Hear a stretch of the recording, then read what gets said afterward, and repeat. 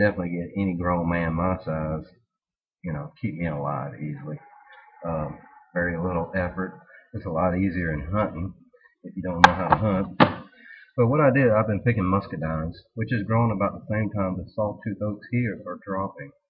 And I just squeezed them, boiled down the juice a little bit, and it's like a syrup. And it's nice little syrup. But you can take this, test it,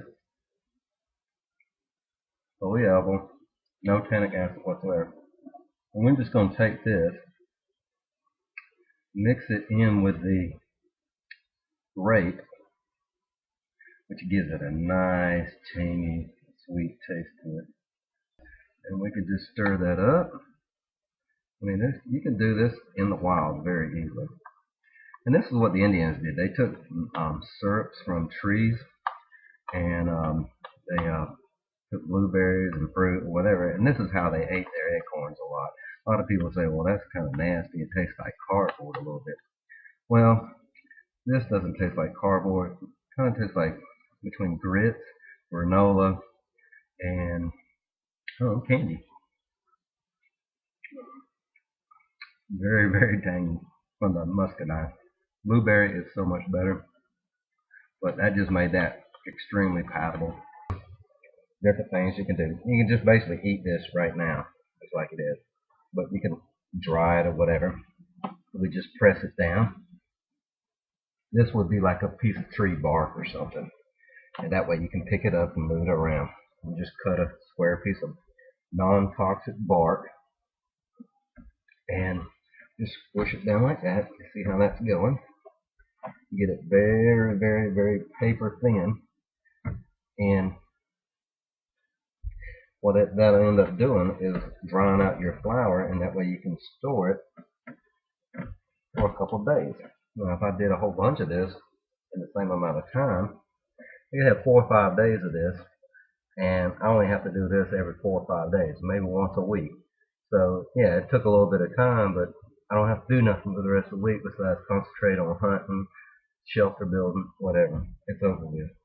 So, there you go. We're going to try to make little cakes out of this. I'll mix a little bit of white flour with this.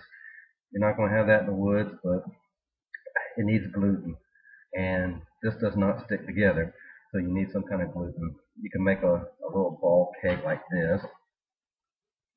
Just squeeze it kind of like Play-Doh as best you can, and kind of flatten it like that, and kind of lay it down on a rock or something, and it will toast it, and that adds a great flavor. But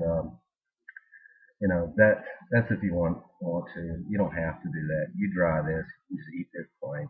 It's already processed. It's already cooked. It's been roasted. So there you go. Still boiling the acorns over here. I've already changed this 3 times after the dumping of the liquor that I did. It's taking a long time for boiling, so this is not an advantage in the woods unless you have a lot of time, a lot of water, a lot of fuel that you're going to be burning anyways, and you need the liquor to tan hides. So I'm already ready to eat. They're still waiting to eat over here. So boiling versus roasting, roasting and leaching versus just plain out boiling. This beats it any day. You don't have to do anything. But what beats it the best? Just leach it in a creek if you got time, and just eat them when they're done. And you just, every 3 or 4 days, you go out there and you crack one open and test it. If it's not ready, just let it sit there. It may take all winter long to let those acorns leach. Every acorn is different, okay? You have the white acorns that are going to be the sweetest, especially the swamp chestnut oaks. And then you're going to end up getting stuff like this. Animals pass this by all the time. Okay, this is a piece of stone. You can make this out of clay, out of riverbank clay, or use a rock or whatever when you're out in the woods. But basically, I took the flour from the roasted, and to show you that I can't get that color in just right, but anyways, to get the this one right here is just plain acorn, nothing added to it or anything like that. And then I took this one, and say you have a little sugar packet from a restaurant or something like that, There you go. You put a sugar coating on it and see if it'll bond together. Then the grape syrup that I had, I mixed in, that you could have made out there with blueberries, whatever. I mixed it with that one. This one's a little bit more watery. And then I said, okay, I'm going to use a little bit of flour, give it a little gluten. Maybe I did have flour, and I'm in an outdoor survival situation, or I'm out there because I want to be out there and I want to extend my flour. So I mixed this one with the grape and the flour. This one has the grape, the flour, and sugar coating. And we're going to test this up and see how it does. I've got the oven on at 350 and we'll see what happens. Okay, this is why I'm doing this test, to show y'all the difference in an outdoor survival, what you really need to be focused on. This is the reason why I'm doing this whole thing. Nobody ever goes through the whole entire process. Nobody ever really shows you. But we started at 3 o'clock on both of these projects. Now the boiling started first, so I started cracking at 3:12 in the afternoon. It's almost 1 o'clock in the morning. And look at the color of this. Can you see the color of that water? That water, it looks like mud. Okay? Now that's the acorn breaking apart. But this is the seventh boiling. If you want to make bread that wants to stay together, boiling's going to be a little bit better because it will have that Play-Doh consistency. But this is exactly what I'm trying to prove here, that roasting versus boiling. The books always tell you to boil acorns. Every book I've ever read since I was a child. Okay, I'm showing you the bowl, what's coming out of it. Look how dark that color is. I'm doing this because I smashed it up and that may be a lot of acorn starch. You see they're almost like a chocolate color.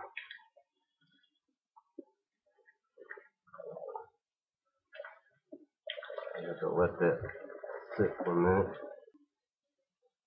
I'm going to show you something what I was talking about with the Play-Doh. A second. Okay, we're going to stop there.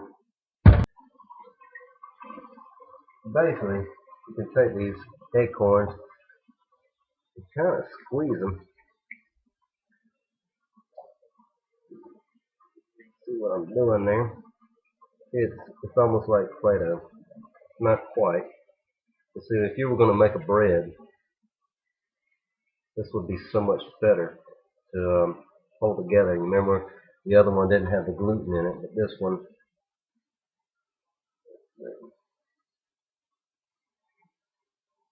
as you can tell, there's a little tiny cake right there. I can make an ash cake out of that, put that in the ashes, or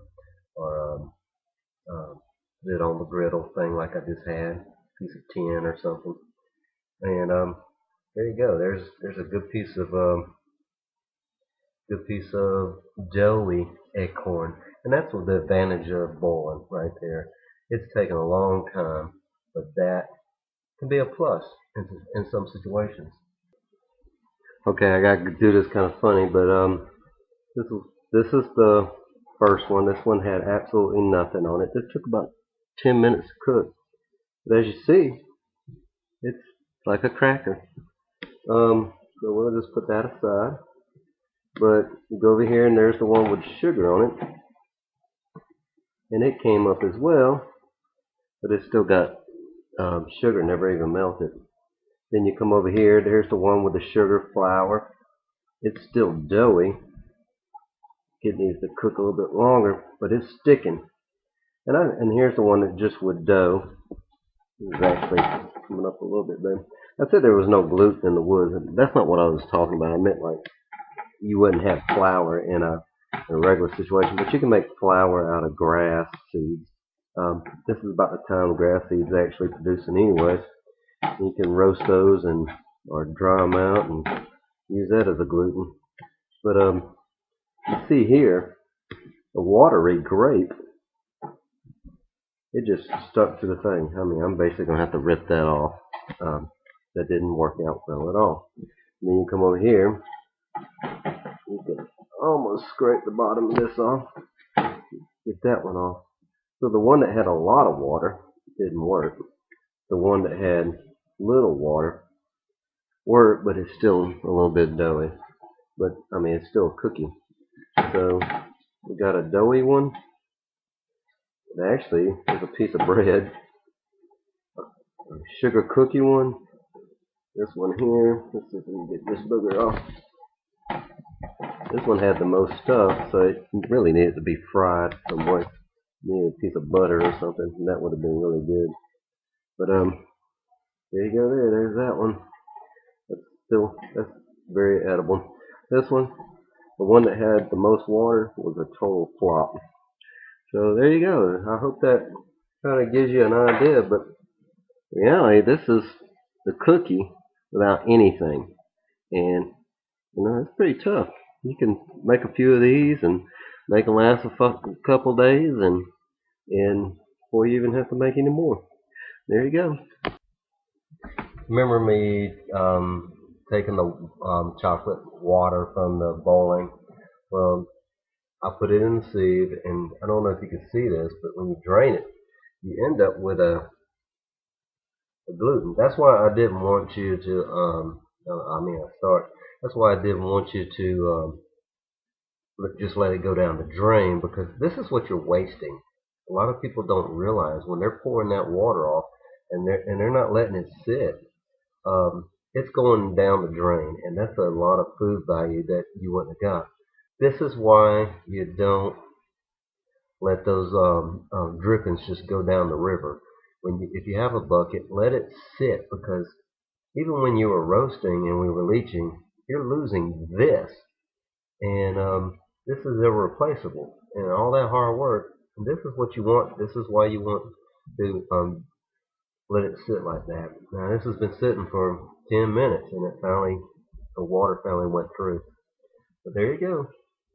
That's how much food value would have went down the drain. That's why I didn't want you to just throw the water down in the drain.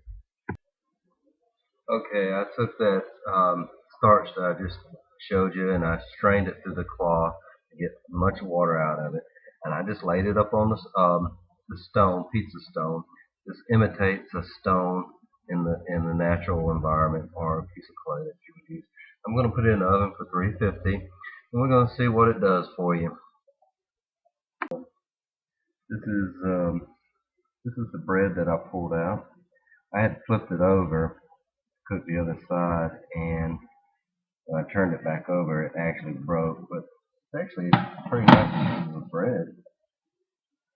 Yeah, it's nice, cooked, toasted. It's been boiled. That's the starch, and just let that sit for a minute, and that'll harden up. Get a nice little piece of bread to take with you.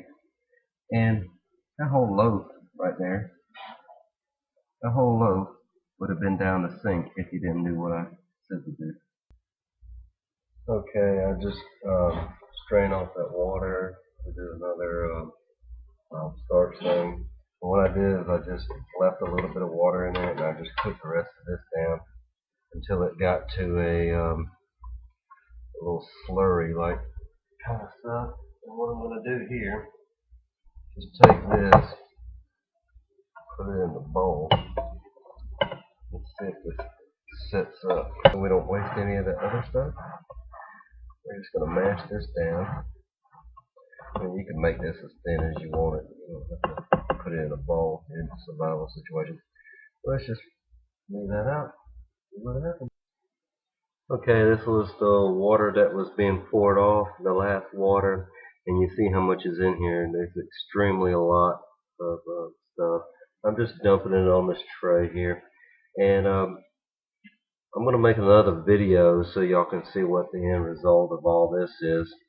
And these are methods used that have absolutely no outside influence besides these utensils, which I told you how to make in the woods. But I didn't add anything else besides that one little bit of flour and sugar for those cookies. But this is pretty much it, and you see how much food you're getting.